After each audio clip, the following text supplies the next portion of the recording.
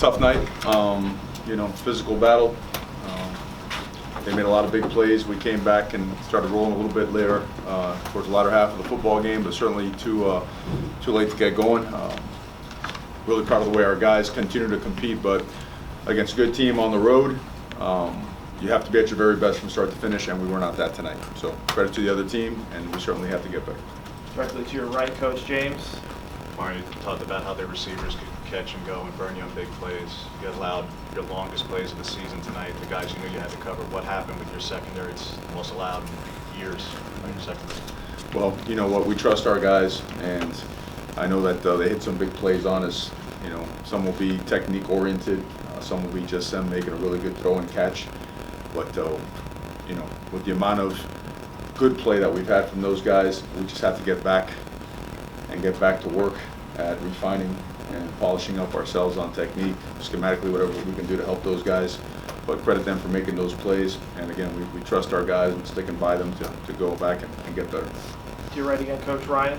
Did you feel like you had all the momentum in the comeback, and then that 3rd and 16 obviously was the dagger? What did you see on that play? Well, we felt that we had it. Even after that, felt we still had it. That we could get it going offensively. We started hitting some things. We started pushing the ball down the field a little bit after some turnovers that we had. Felt that we were running the ball pretty decent. We certainly shot ourselves in the foot down there early on the 4th and 1, and didn't get much going after that. Felt like the negative play on the reverse that we tried didn't work out. A couple issues, with the 3 and out or whatnot, but then we finally got things going. But again, it was very late. Defense had done a really good job for most of the evening, and then they hit a couple good plays on us. To your left, Coach Matt. What prevented the passing game from clicking until the final minutes of that 4th quarter? Well, it's a little bit of everything. Some of it is you've got to beat man coverage. The other part is you've got to be just really synchronizing on the same page. Got to, timing and precision of the passing game is always at a premium. We weren't on point like we have been before. Part of it is coverage-wise. Part of it is us. Part of it a little bit of protection. It took us a little while to get it going. Once we did, we felt like we were really in a groove. But that first part of the game, after that first touchdown, we certainly had our issues, and we got to get better at it. How much did Pittman and Red's availability impact the timing of the passing game? Yeah, those 2 guys are really special players. We know that. Obviously, Micah was down. He went down hard during the game, but Jalen, he got hurt late in the game last week, and he was never able to get back to full go. We thought we could get something out of him late in the week, and yesterday he just couldn't. He tried his best, but certainly a couple more productive players. But other guys, got to step up, and that's how we roll. Second row to the right, Eric. You hadn't had to address the team after a loss, obviously, in a really long time. What was kind of the message afterwards, and what was kind of the mood, I guess, in the locker room? Well, it's simple. Things like this, they either rip a team apart or they bring you closer together. And to do so, you've got to always be honest, right?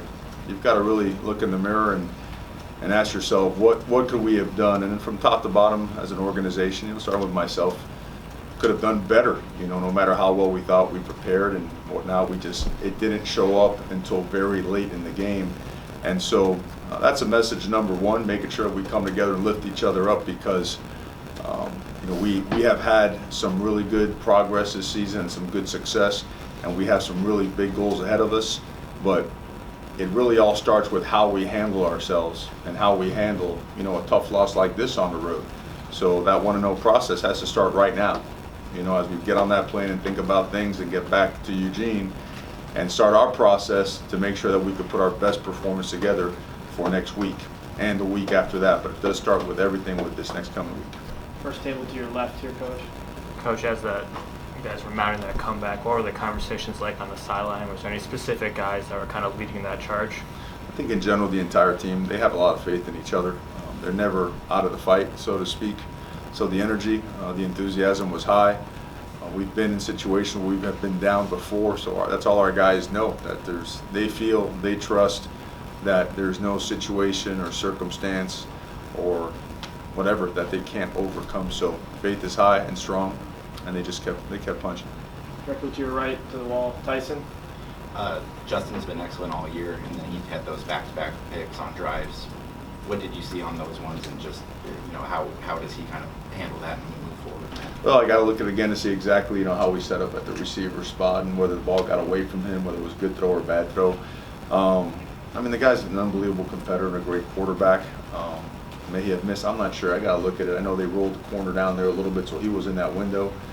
But to give you exact, specifics on what exactly happened, I have to watch the film and give it to you. I mean, we know the coverage and why the guy picked it off. We just got the distribution of the wide receivers, why, we were stacked up in there, why that window wasn't bigger. To your right again, James.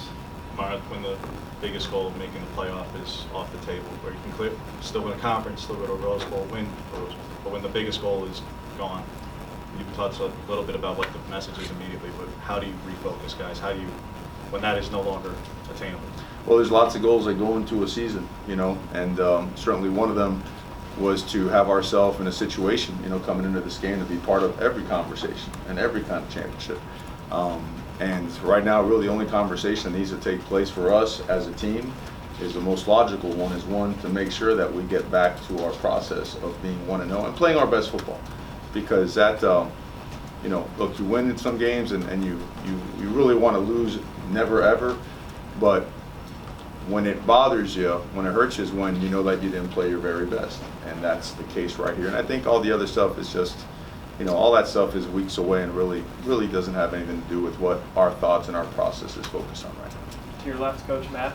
How difficult is it to balance when your running backs through the first 3.5 quarters are averaging 7 or 8 yards a carry, but to still try and go to Justin and try and get him into rhythm? How difficult was that balance? Well, here's the thing. I mean, they were willing to be patient and let you go multiple plays, right? Double-digit plays, drives down the field if you're willing to do it, and we were getting our chunks, but you also have to get your bigger chunk plays to sustain those drives. And, when we are good offenses, when we have balance, and that's always been the key to it. We were running the ball well, so we figured we could open it up a little bit too.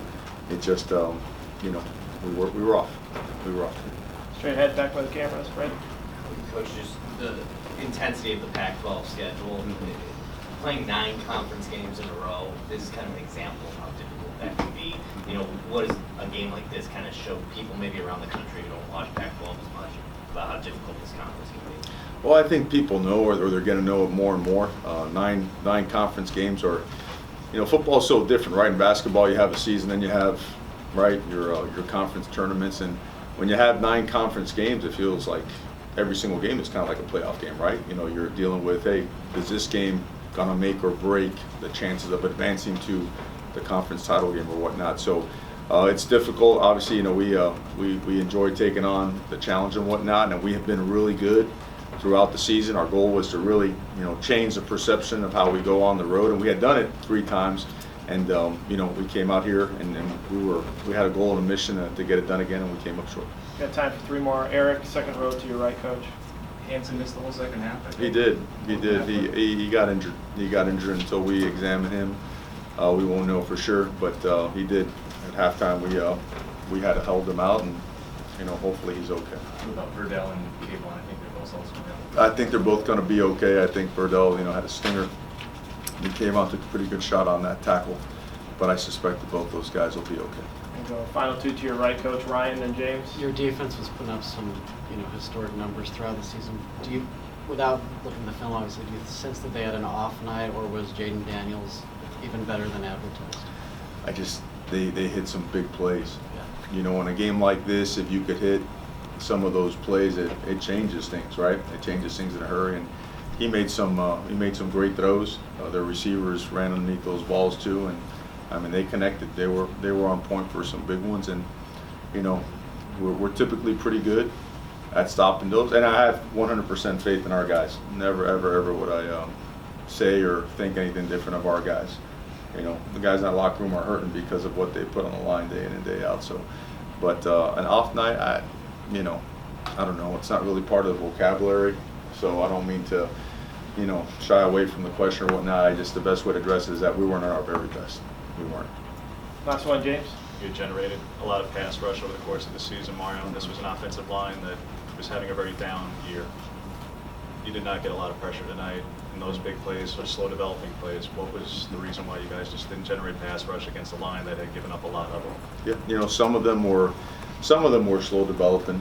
Some of them were max protection. Some were ball outs like the screens or whatnot. I think anytime you assess pass rush, you got to look at it from a technical standpoint. You know, are we working edges? Are we working speed of power? You know, looking at individual matchups. You know, there were some really good moments and some other times where they had more than enough time to throw the ball. All right. Thanks, everybody. Thanks, Coach.